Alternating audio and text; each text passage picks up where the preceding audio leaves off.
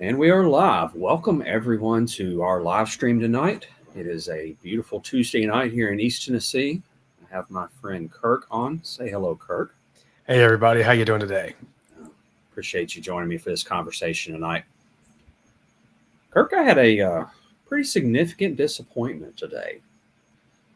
And I looked at the definition of disappointment earlier, and it said sadness or displeasure caused by the non fulfillment of one's hopes or expectations. And you know me, I like older movies, and at this point, some of the Indiana Jones movies are older. I'm not talking about the kind of the new series, but the ones we grew up with kids. Right. There was a line in one of those, and I remember lines from movies, and they mean things to me. And the line was, "You lost today, kid, but it doesn't mean you have to like it." That's right. And that's always stuck with me. So I was thinking about the disappointing circumstances, the, if you will call it, non-fulfillment of some hopes and expectations today. And I thought, let's have a conversation. I want to talk about some practical things that might help me, might help us, might help others as they deal with disappointments. I also want to talk about what the Bible says about disappointment. And hopefully those who are watching live can join in our conversation. I certainly want to make this available for those who are watching later on the replay as well. So make sure you leave those comments so that we can join in that conversation with you. So dealing with disappointment, I think we've all been there at some point. Is that a correct statement? Absolutely. It doesn't matter if you're at work, in ministry, in just day-to-day life. You could be a stay-at-home mom with kids. Yeah. There's always the opportunity for disappointment. The problem is many times we get fixated on that disappointment. Instead of allowing the Lord to teach us a lesson or allowing the situation to play itself out, we can get fixated on this thing, this expectation. Sometimes it's an unrealistic, or sometimes it can't even be very realistic, very tangible. But we can become so fixated on this thing that it becomes almost out of the ordinary, unexpected, or over the top for us. Does that make sense? It does. I think I've heard it said is, grief is when you have expectations and then you have reality, and disappointment maybe is the thing that's between those two. Right. When the reality that we're hoping for, that we think, and quite frankly, is best for us, doesn't turn out. Like you said, it could be a relationship, it could be a job, it could be many things even out of our circumstances. What others do to us or say about us can be very disappointing. Well, I was looking at some of the, we call it guidance or wisdom that's out there about this topic. One of the first things that seems to be kind of universally true is encouraging us, me, all of us, to not hold it in, but to acknowledge our feelings, to give ourselves permission to actually feel that disappointment. Right. A kilt is a superpower, but last time I checked, I don't wear a cape. So I'm not a super person. I bleed. If you wound me, do I not bleed? So I think, acknowledging our feelings and allowing ourselves to feel them, whether we're crying, whether we're speaking to a friend, whether we're doing a creative venture like we're out tonight, writing in a journal. I think that's a really important first step when we have a disappointing moment, is just to call it what it is, acknowledge reality. Absolutely. And I think you're on to something when you say talking to a friend. We all need that close confidant, that close person that we can reach out to, that we can kind of pour our heart out to and really interact and discuss the topic, right? But even in that, I would say it's kind of like the couple that's having marital issues, right? You don't want to surround yourself with people, if you've got marital issues, and ask advice from someone that's going through the same junk you're going through. Okay. You want to ask advice from the person who has already had victory. Ah. So if you're really wanting your marriage to succeed, you really need to find someone that's had success in fixing their marriage or being restored in their marriage. You and I are both believers, and we believe that the Holy Spirit needs to be that third cord that keeps you strong.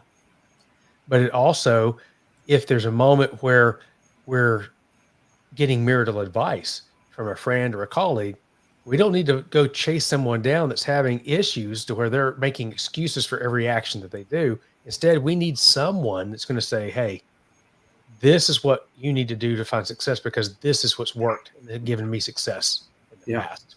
In the same way, in the business world, let's just say, as an example, if someone has some issues that's going on and they need to discuss some things in business related topics, whether it's Mhm. getting a new job, a new position, they're having problems with their boss, they made an error on a major project and they need advice.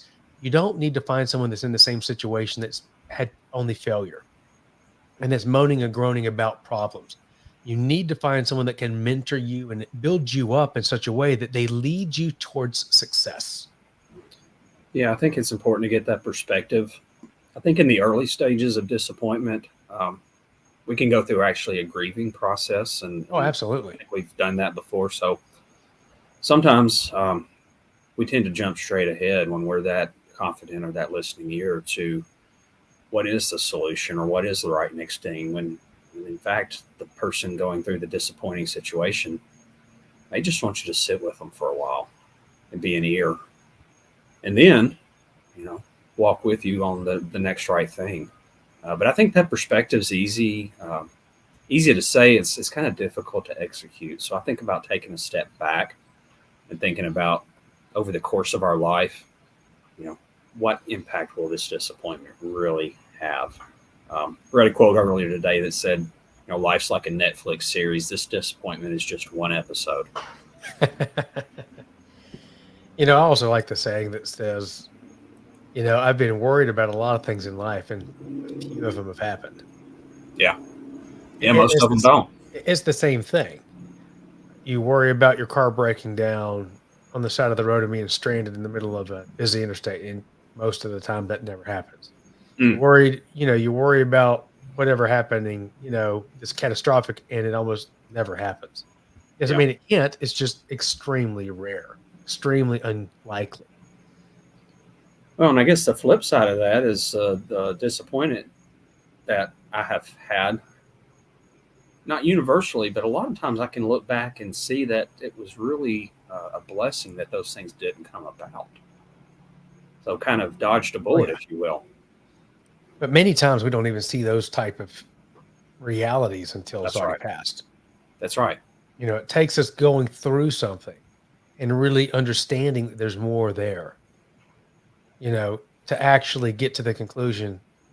Well, just to kind of put it bluntly, it's just like the saying, hindsight is Yeah. 2020. You see clearest when you look in reverse because you've already been through it. Hmm. You've already been through the thick of it, through the mud, so to speak. Yeah. For to give a practical example, especially for those younger people who have not heard that, saying, or maybe if we have some folks from another country that's just doesn't compute because it's not like a saying in their nation.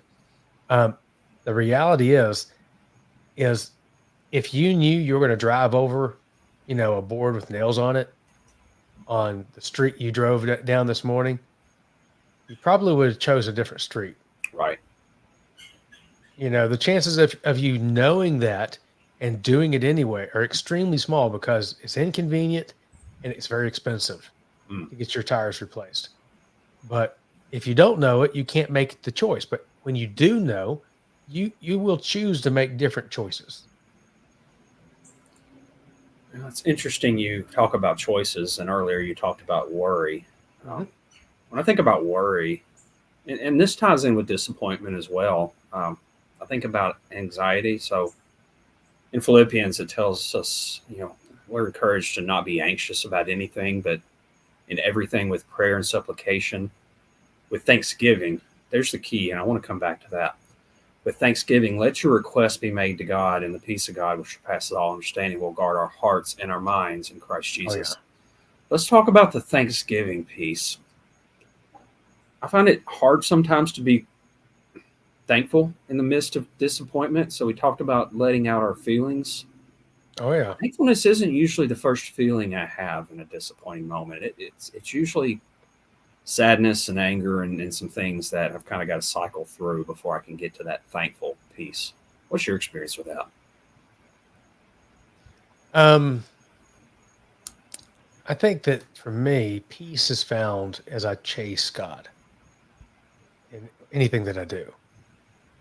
Um, in the moments where I've had the most stress, well, if I'm talking about stress, there's been several things that have helped. One, God, number one. Number two, you and I had conversations in the past about running, alleviating stress, and that's helped a lot. Mhm. Um, I don't know if I'm answering your question, to be honest with you. It's about thankfulness. How can we be thankful, whether it's a disappointing circumstance or a difficult circumstance? Yeah, I chased a rabbit there. I had a thought, and I just chased it before I even thought about what I was saying. Um, yeah, when it comes to situations like disappointment, it's very easy to allow yourself to go into murmuring and complaining. Mm. You know, and I've had seasons of that, and it's hard to find those moments where you're saying, "Okay, this happened, but I'm thankful for this other thing." But I think that's what really the Lord wants us to do. He doesn't want us to focus on the negative. He wants us to focus on the positive things in life, chasing after Him, chasing after His Spirit, not allowing ourselves to be overwhelmed by the situation and allowing the situation to dictate our emotions, our feelings, and everything else. But instead, I really truly believe that God expects us to grab the reins of our emotions by the reins, right? Yeah. Grab them tight. And we're supposed to, just like a wild horse, rein those emotions and rein those feelings in, Mm. and then put them under subjection to the knowledge that God already gave us. Because we're not supposed to be driven only by our emotions. We're supposed to have that under control. We're supposed to have self-control. That's one of the fruits of the Spirit. Yeah. And we're I've heard, supposed to, go what's ahead. that? Continue your thought, please. Oh, and that's one of the things that if the more we're chasing after God, the more we're chasing His heart, chasing His Spirit, the more that we're going to find that He is going to set our path straight, even in the midst of turmoil, even in Yeah. the midst of stress and pain, even if we're disappointed. He's going to rein us in if we become partners with Him. If we allow ourselves to go wild in our imagination and we chase after things that we know we're not supposed to, and we fill our, you know, Instagram and Facebook threads with things that we know that's not pleasing with God, and then we wonder, Lord, why am I so stressed out? Why am Yeah. I lusting all the time? What are you putting in all the time? Yeah. Why are you angry? Why are you upset all the time? Right. I mean, you listen to, you know, death metal or gangster rap or fill in the blank of whatever extreme music, and you wonder why you always have negative emotions. Mm. You know, I'm not saying a little heavy metal now and then is a bad thing. I mean, a little, you know, hard music when you're working out might really help you be motivated. But putting in extreme negativity will, by nature, cause you to lash out in a negative way. And so sometimes we have to retrain ourselves to be satisfied with things that are uplifting, things that are satisfying in a way that's not destructive. Well, thank you for all of those who are joining live tonight. Feel free to join in the conversation in the comments. If you're watching this back later on replay, I would love to hear from you in the comments below. This will be published for your consumption later. We're talking about disappointment tonight and some of the emotions that go along with that. Kirk, I've heard it said that emotions are not designed to tell us the truth. Emotions are designed to keep us safe.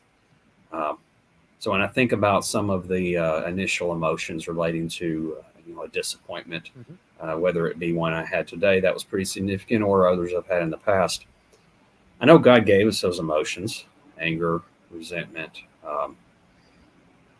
fill in the blank.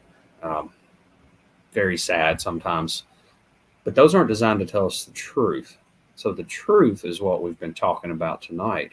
I think about David in his Psalm of Ascent in 121. He says, I live in East Tennessee, so this is one of my favorite ones because of the beauty here. I lift up my eyes to the Oh, there you hills. go. Where does my help come from? It comes from the Lord who makes heaven and earth. He will not let your foot be moved. He who keeps you will not slumber. That is the truth. So all my emotions are designed to keep me safe. Maybe not repeat that same action in the same way. Right. The truth is where we have to get to, and I think we have to get to it through a spirit of thanksgiving. and really by being centered on the things that, we can control. But again, I think we have to self-accept ourselves too and understand, like, we're humans. Um, it's okay when you get knocked down to be a little dirty, maybe have some blood in your nose, but then you got to get up. About though, Willis? Then you got to get up. Dating ourselves there. That's right. The righteous man falls how many times? Oh, come on. But then what? What's after that? He gets up, man. He just keeps going. Gets back up. He lets the Holy Spirit and the Lord pick him up, dust him off, and send him back on this path. Yeah. So some of the other kind of, I call it worldly wisdom, and we all know where wisdom comes from. So there's really not worldly wisdom. That's another conversation for another day. Mm-hmm. It talks about really understanding your own heart or your own self. Mm-hmm. So is a disappointment about the item, or is it about something bigger? I'll give you an example. If you have a failed, say, dating relationship, I remember when we were teenagers, we had some disappointments about that. Mm-hmm. Does that make us a failure? Does that mean we will never find the God's mate, a mate that God is compatible for us? Or does it mean it's just a temporary situation? So is it really a reflection on your bigger identity as a person? Are you a failure? Or in this situation, did you fail? I don't think it's a personal reflection on you, as in you failed. I mean, of course, there could be situations that are failures, right? Yeah. But in the average scenario, we're not talking about, someone failing. We're talking about a situation that was disappointing. Mm. It really was not a direct result of the person themselves. Okay. So I can think of context to where it would be the person's fault 100%. I mean, let's think about a marathon runner. Yeah. Let's think about me trying to be a marathon runner. I might lift some weights and I may run, but I don't train for marathons.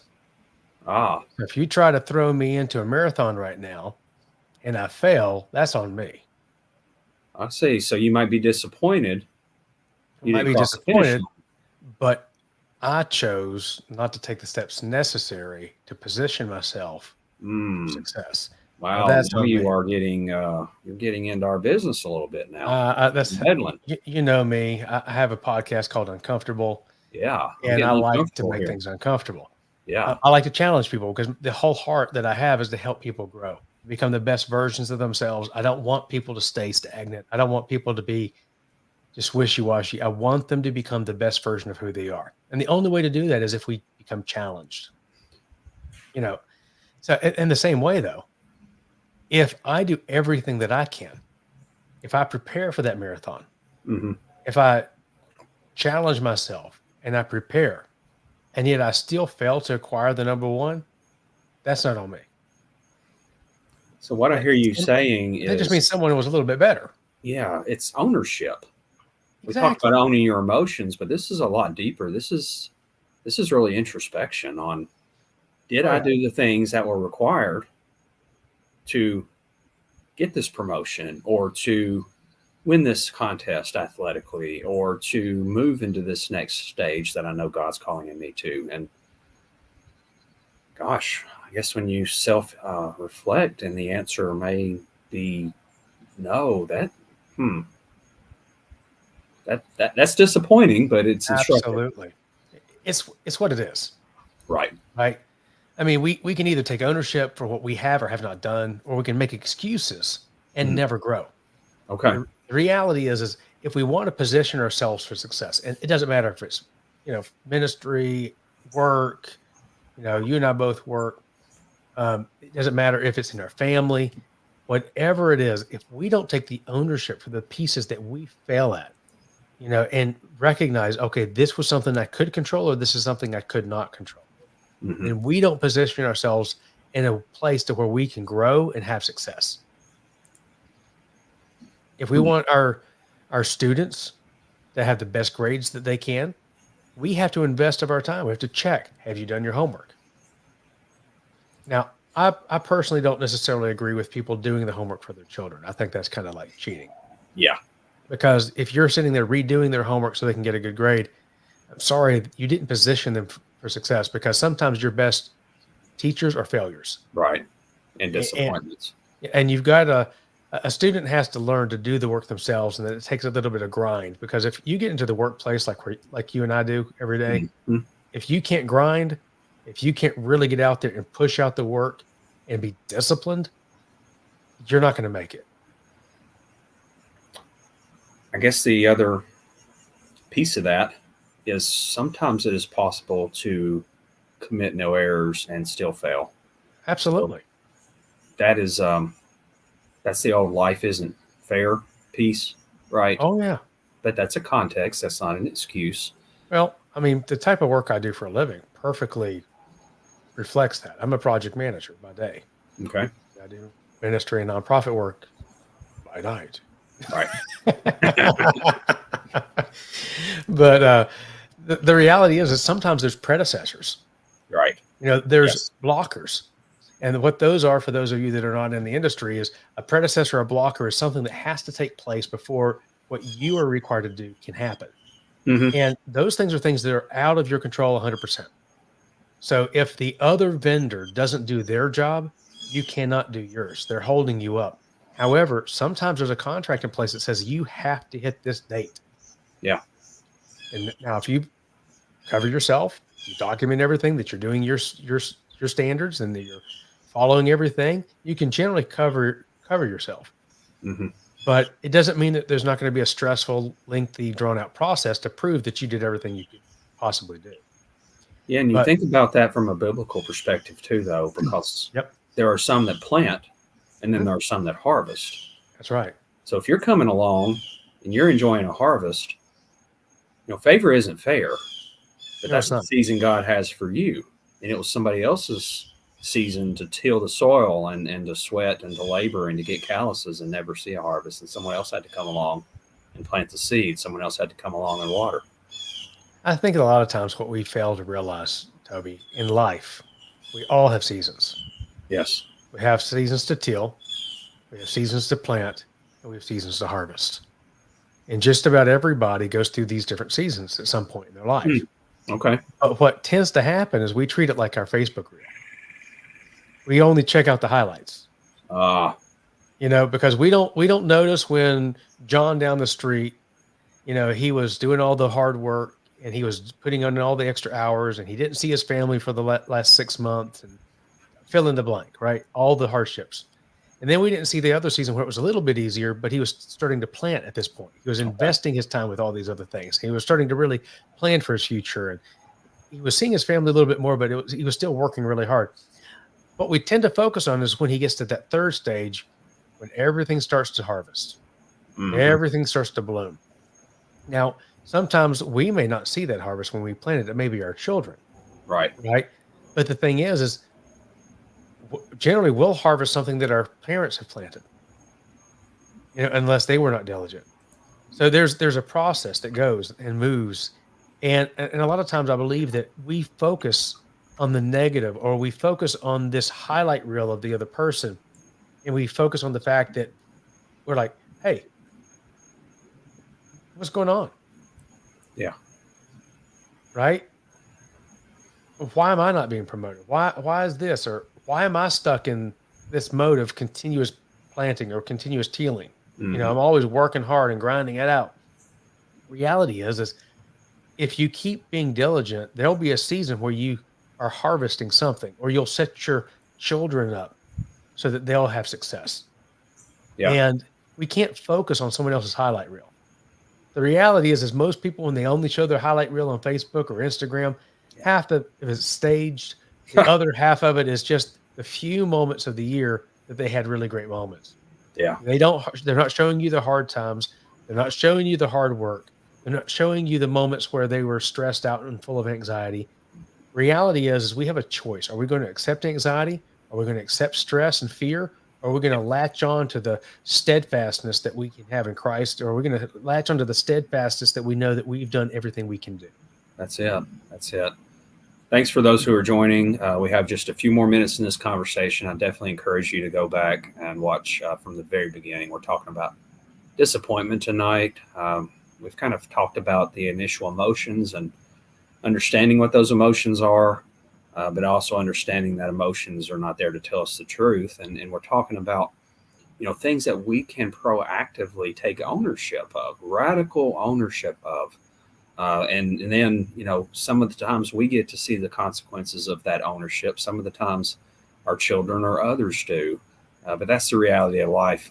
Kirk, I would kind of like to land the plane here. It's been a really great conversation. We're talking about things we can do when we feel disappointment. And I'll be remiss to leave this piece out because it's so important. Yes, Matthew 6:6 says, when you pray, Jesus was instructing, when you pray, go in your room, shut the door, and pray to your Father who is in secret, and your Father who is in secret will reward you. So we've talked about action, but that's got to be underpinned by pressing in that secret place. Oh, absolutely. I think we've got to remember that, if we keep God at the center, he's always going to be that third chord and can keep us fixed on moving forward and fixed on the prize. And if we get ourselves so stressed out by looking at the negative emotions or the negative feelings or any of these other things, we're going to end up so distracted, so overwhelmed that we give room for anxiety and stress and fear to overwhelm us and rule our lives. And that's not what any of us need. And it's definitely not what God intends for our lives. Yeah. And I think it can really, if we stay there very long, can take us out of his purpose. Like he said in the movie, you lost today, kid. That doesn't mean you have to like it. So our job is to move forward. And that's all we can do. I hope everyone really enjoyed this conversation tonight. Disappointment, I think, is a universal experience in humanity because God gives us desires. We just don't always get them in the timing or the way that we expect, and that can lead to disappointment. But I hope this has created a lot of value for you tonight. Please leave a comment when you're going back and watching this later. Would love to hear from you. Check out the other conversations in this channel as well. I'll put some comments in the description below to the podcast that Kirk mentioned earlier as well, Uncomfortable. There's a lot of value there. So thanks, Kirk, for joining tonight. Really enjoyed it. And until next time. Hey, Toby, thanks for having me on. Have a great evening. Good night.